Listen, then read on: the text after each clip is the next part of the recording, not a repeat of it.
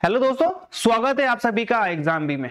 So guys, Delhi police 2023 की भर्तियां, चाहे वो एमटीएस की हो चाहे यहाँ पे कांस्टेबल की हो, बच्चों के मन में बहुत सारे क्वेश्चंस हैं कि सर ये भर्ती कब तक आएगी, कौन कराएगा ये भर्ती। क्योंकि एसएससी ने अपने कैलेंडर में, जो कि दिसंबर 2022 में आपने देखा था, उसमें सीधे सीधे ये लिख दिया था कि दिल्ली पुलिस का जो कांस्टेबल है, दिल्ली पुलिस का जो यहाँ पे एमटीएस है, इसकी भर्ती अब दिल्ली पुलिस अपने आप करवाएगी। लेकिन ऐसा नहीं हुआ। रिसेंटली की खबर यह है कि एक बच्चे ने यहाँ पर आरटीआई लगाई थी। 10 प्रश्न उसने पूछे थे।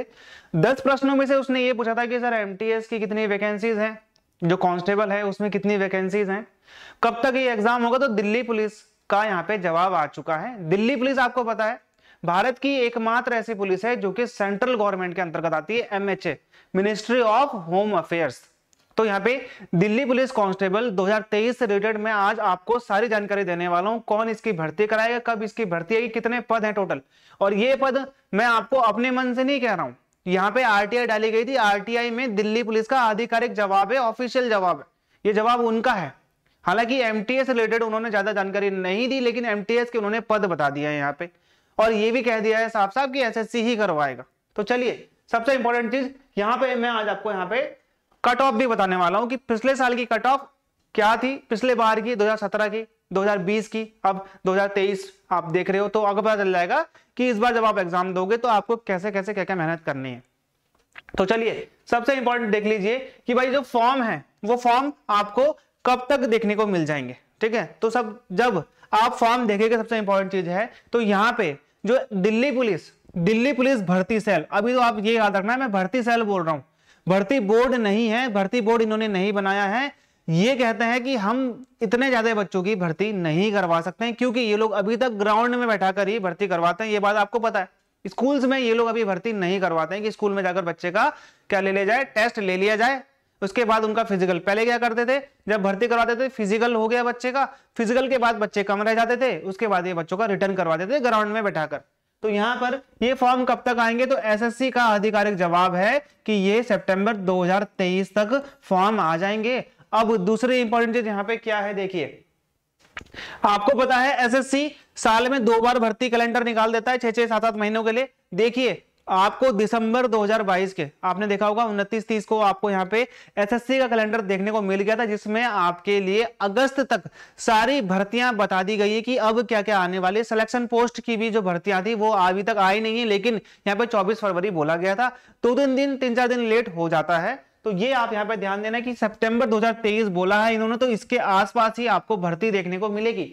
अब कुल पद देखिए, कुल पद जो इन्होंने बोले हैं 7516। ठीक है, 7516, 7520, आप कितना भी आगे ले जा सकते हो, लेकिन 7500 के आसपास ही आप लोग रखना। अब आपको पता है मेल और फीमेल का यहाँ पे आपको पता होना चाहिए कि ये लोग जो मेल और फीमेल की यहाँ पे जो पद रखते हैं वो रखते हैं 2:1।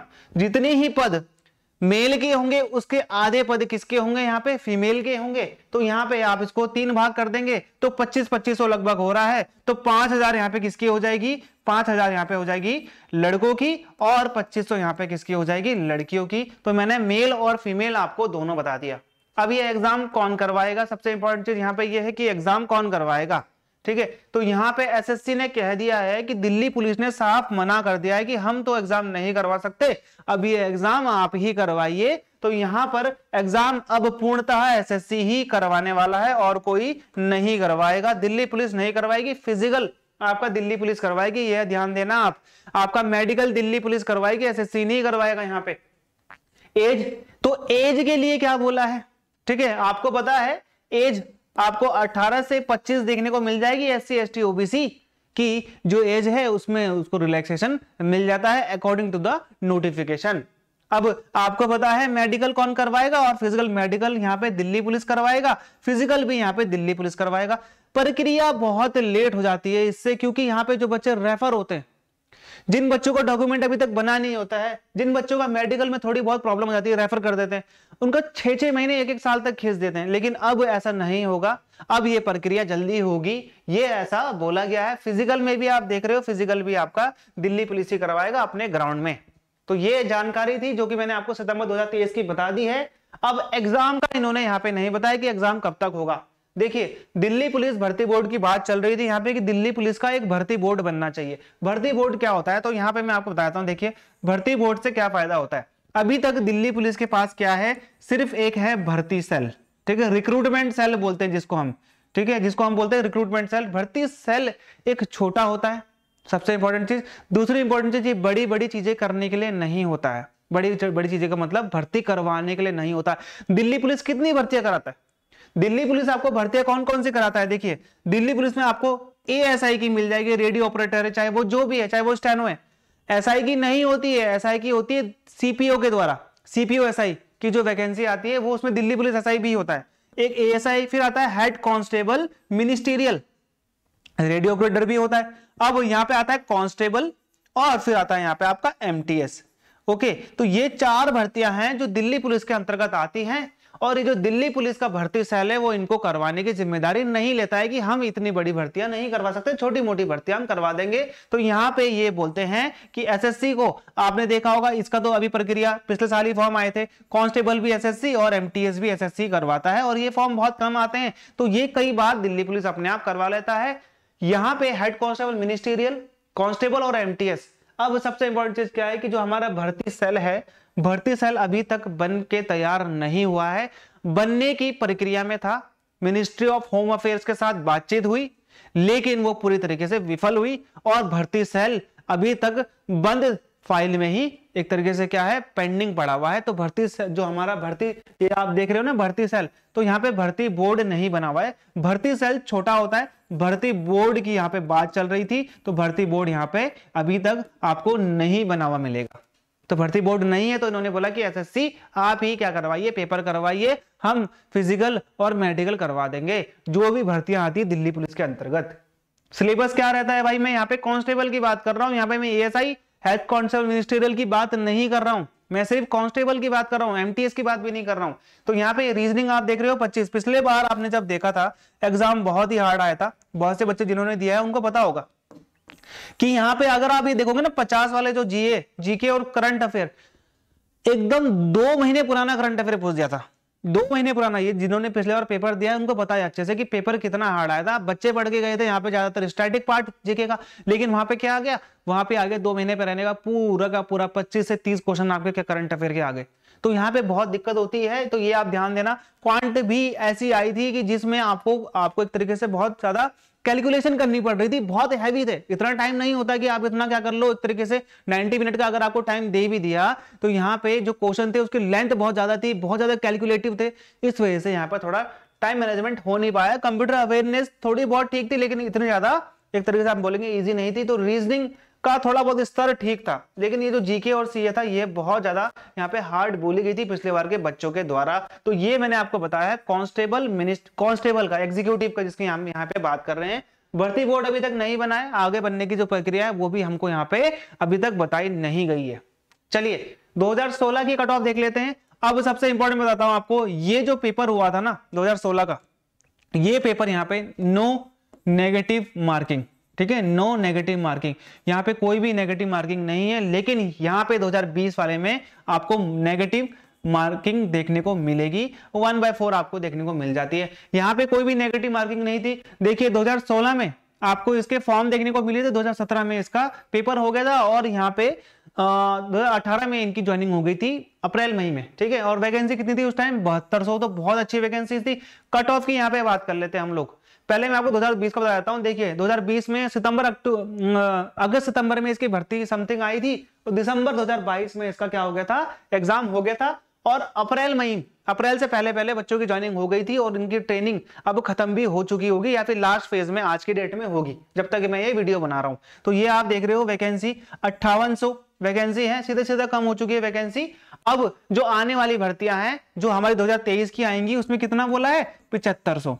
ओके, तो ये आप यहाँ पे ध्यान देना। 2016 की जो वैकेंसी हम लोग देखेंगे, ये वैकेंसी ऑफिशियल है जो कि दिल्ली पुलिस की है, ठीक है, दिल्ली पुलिस के द्वारा। तो यहाँ पे आप देखोगे यूआर के लिए, अनरिजर्व के लिए तो 77, फीमेल के लिए 66। ये आप ध्यान देना, कट ऑफ है 2016 की जो भर्ती है, 2017 में इसका पेपर हुआ था, उसकी ये कट ऑफ है। ईडब्ल्यूएस उस टाइम पे नहीं था, इस टाइम पे है, इसलिए वहां पे लिखा हुआ है। ओबीसी की 76 है और 62 है। SC के यहाँ पे 70 और 56 है, और ST के यहाँ पे 74 और 61 है। यहीं पे अगर मैं बात करूं कट ऑफ 2020 का, जो कि 2022 तक में इसकी पूरी की पूरी यहाँ पे प्रक्रिया होती है। कोविड का टाइम आ चुका था, कोविड के वजह से ये भर्ती बहुत लेट हुई थी, फिजिकल होने में इसमें काफी टाइम लग गया था एक तरीके से, ठीक है। तो यहाँ पे आप देखोगे 72.2 नेगेटिव मार्किंग के साथ है। ये बताया तो मैं आपको, कट ऑफ जो है यूआर की तो 2016 की भर्ती में 77 थी और यहाँ पे 72 है, 72.2, क्योंकि नेगेटिव मार्किंग थी इस वजह से।